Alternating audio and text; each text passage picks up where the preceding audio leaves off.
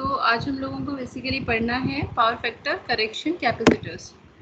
But before that, we need to get familiar with certain terms and certain phenomenon and certain aspects of power factor, so that it will be easy for us to understand what is actually the role of power factor correction capacitor and why we are using it. Okay, so the different content which we are going to cover today under this particular topic would be your basic introduction and what are our objective, why we are studying this particular power factor correction capacitor, and what are the various electrical load which we are like interact with in our daily life, commercially and domestically. And finally, the power factor theory, what actually power factor belongs to, why it is important to improve it, and why what power factor is considered as your like best power factor.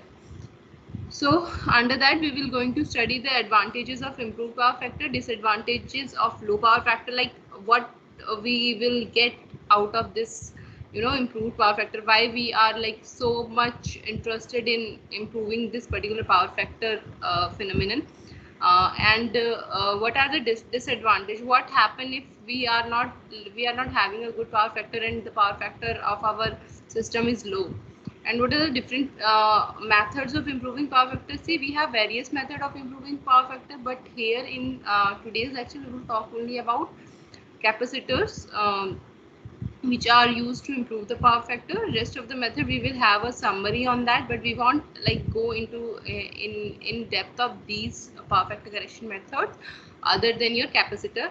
And finally, the overview of the system and the system breakdown. What is system breakdown? Okay, what your power factor could lead you to. So uh, see, cost saving is one of the major drivers in industry for business sustainability. As I already told you in our previous classes also, and whenever we discussed, see, the role of engineer is basically is to provide you with a system which is cost effective, okay, and at the same time which is capable of serving your particular need. Okay, so power factor correction is one of the means that can be used to reduce cost. So your power factor correction could lead you to low cost. You are very much aware of different type of electrical load. So we have this resistive load, inductive load, and capacitive load. In resistive load, you are very much aware that the voltage and current doesn't have any like angle difference. The angle between the two is zero. It means they both start at the same point and they both end at the same point. There is no power angle between there is no angle difference between them. But in case of inductive, what happens in case of inductive, your voltage leads your current and your current lags your voltage. You can say anything, like you can say that voltage is leading the current, or you can say that current is lagging the voltage, and the angle between the two is negative. See, this particular diagram is the phasor diagram is showing the inductive load, and the next one is your capacitive load. What happens in capacitive load? Your current leads the voltage, or your voltage lag behind the current, and the angle between the two is positive. You can see that. Okay, here they are taking voltage as a reference and considering current. For resistive load, it is in the same phase. For inductive load, it lags behind, and for capacitive load it is leading. So our objective is basically is to investigate means of cost reduction from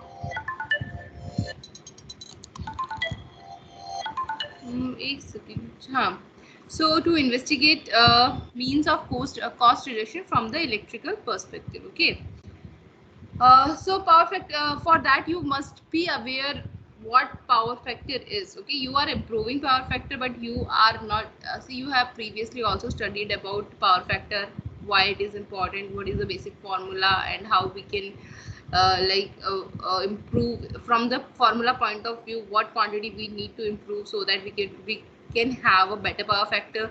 So you must be aware of the basic terms related to power factor theory, so that it will be easy for you to know that okay, this is the term and this is the phenomenon, this is the aspect, and okay, I can improve it by like it if I will reduce or increase certain quantities. Okay, and for that particular knowledge will serve the purpose. So here is our power factor. Power factor could be written as active power upon apparent power. Okay. So active power, I have already told you, is active power is what kind of power which is actually used in the circuit. Okay. So, and what is apparent power? Apparent power is the sum of your real power and reactive power.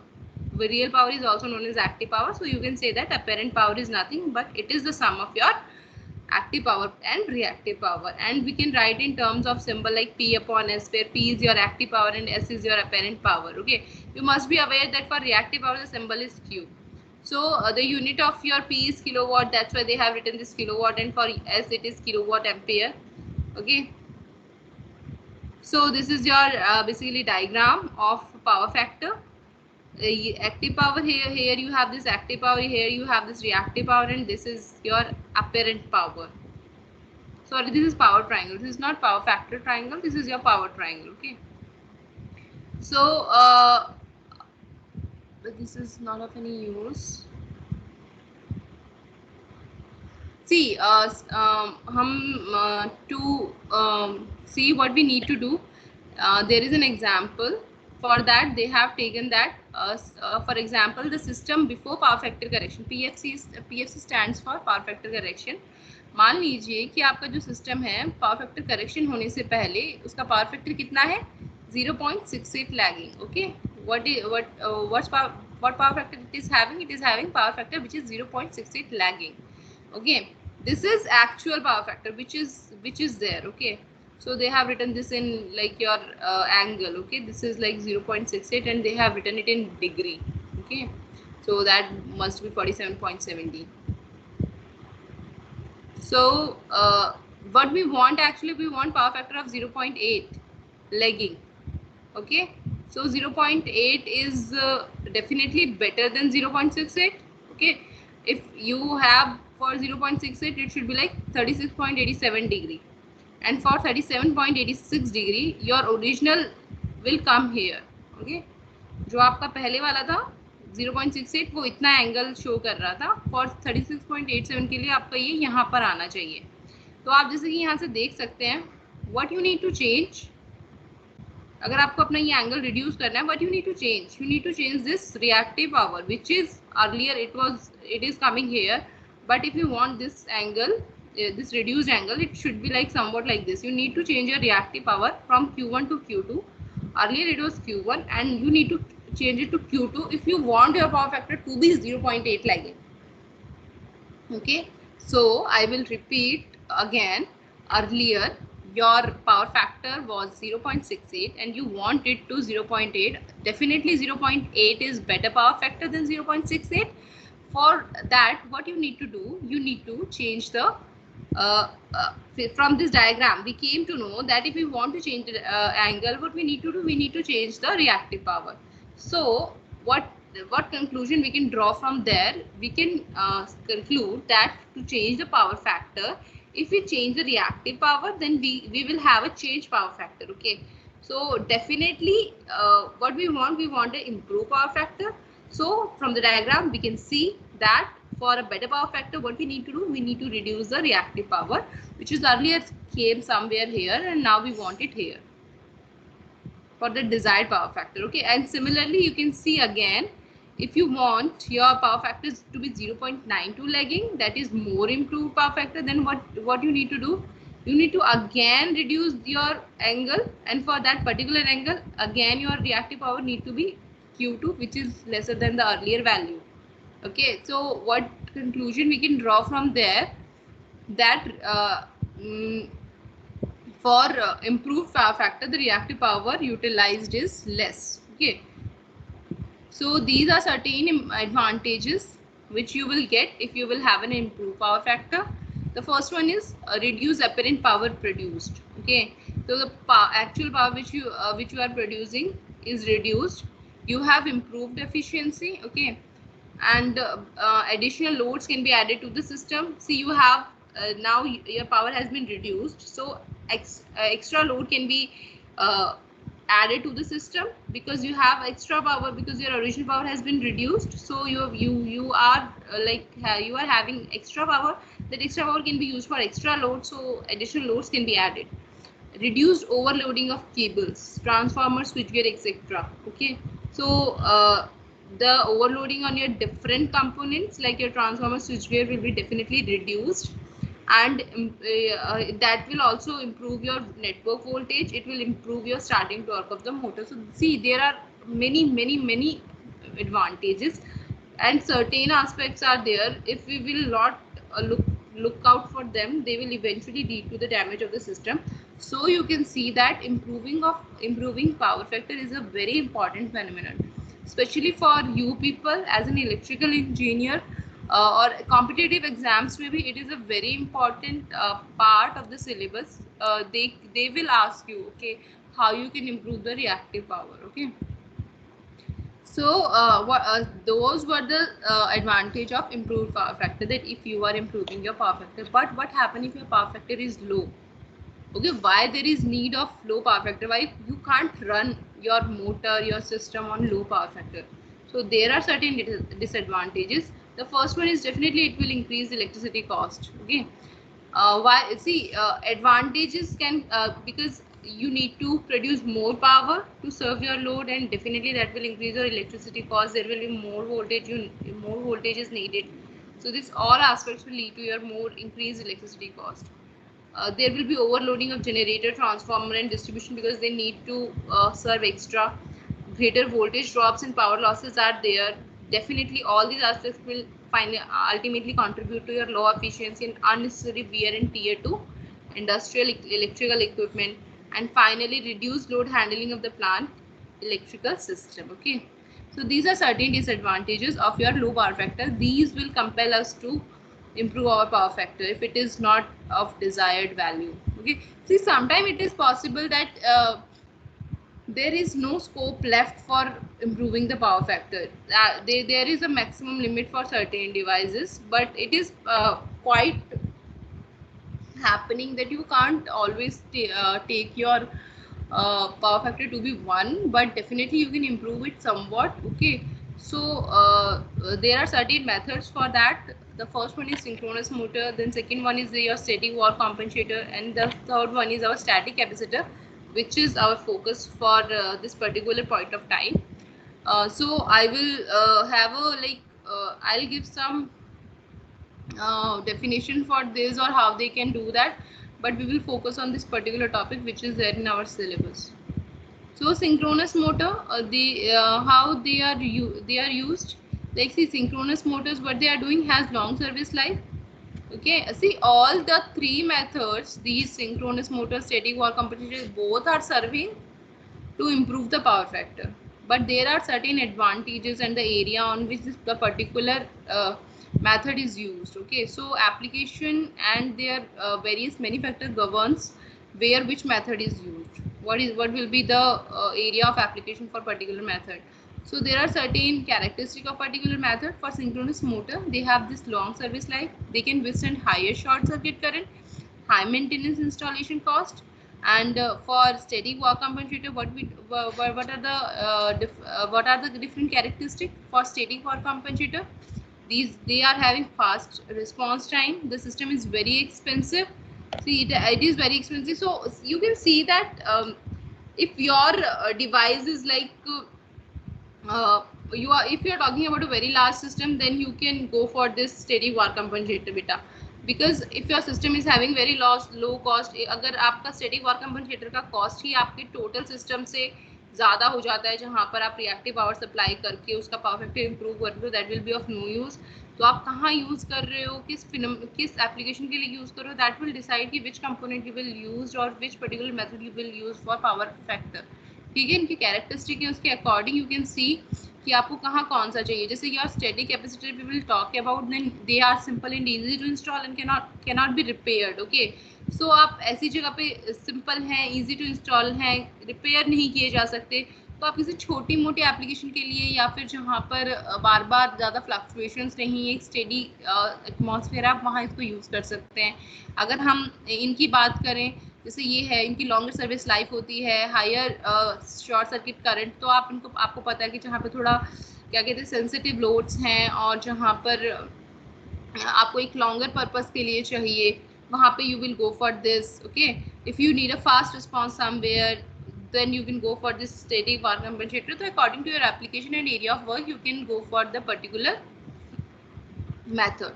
So basic connection diagram for static capacitor, you can see here, there is your, here it is your supply and this is your load, here is your capacitor bank, okay, which has been installed to improve the power factor.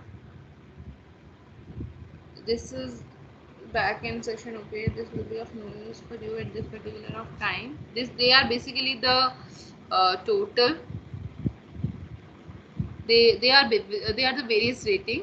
Okay, so we won't go for this at this particular point of time. All these things are of practical purpose. I'll share the link with you. Okay. Okay.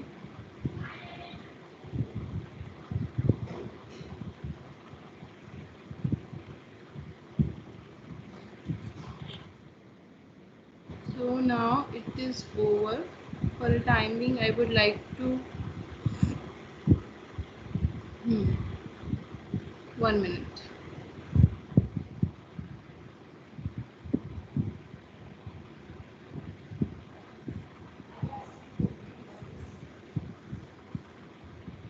So see, for if we talk about in terms of electrical circuit, then we have this particular circuit. Here you can see that this is your inductive load. Okay, you are having this inductive load, here inductor is there, R1 is there, supply is there, and this is your circuit where we are using this capacitor to improve the power factor. Okay, there are various methods of improving the power factor, as I have already told you that we have these compensators, synchronous machines, okay. So to improve the power factor, one of the commonly used method involves the adding of power factor correction capacitors, which we are going to study. So your figure 6 is showing your simple circuit consisting of your AC source, okay, consisting of your AC source and inductive load, and this your particular figure 7 is showing the inductive load with and without power factor correction capacitor. Okay, so finally you can say this is your circuit which is having the inductive load and this is your capacitor. This circuit is showing you with the power factor correction capacitor, which is your C1. Okay, now you can see this how this capacitor is changing your total circuit. See, if you will be able to understand this particular diagram, then most of your concept will be like very much clear. Here before adding this XC, what was our impedance triangle? Here you can see this thing, okay. This dotted line is showing the original circuit which was without adding the capacitor bank. So you have this XL, okay, and then you have this Z1 and XR, okay. So you can easily say that when you are adding your XC, okay, when you are adding the capacitor and the capacitor is contributing by adding its reactance, that is XC, then this total is becoming XL minus XC. This total is becoming XL minus XC, and your new impedance triangle after adding XC would be this, and your new impedance would be Z2. Okay, so you can clearly say what XC is doing. XC is reducing this total reactance, which was earlier XL and now it is XL minus XC. And by doing this, it is definitely reducing the impedances. And you can see that what is the formula of power factor? Let me show you.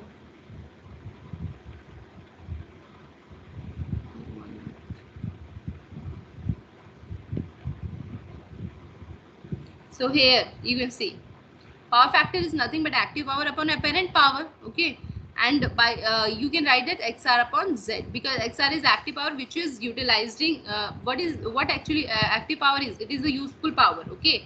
So useful power is that's why we are writing it with XR, resistive power, okay, and resistive impedance, and here we are giving it with Z. Z is your total impedance. So if you are, अभी हमने क्या देखा triangle में, when you are adding capacitor, what you are doing, you are reducing this Z, and you can see that if you are able to reduce this Z, then this total term will increase, and that this total term is, this is nothing but power factor. So this is the way, in this way your capacitor is improving your power factor. I think now you don't have any problem in this particular topic of power factor correction method using capacitor bank. One second. So that was all about your topic, power factor correction method utilizing capacitor bank.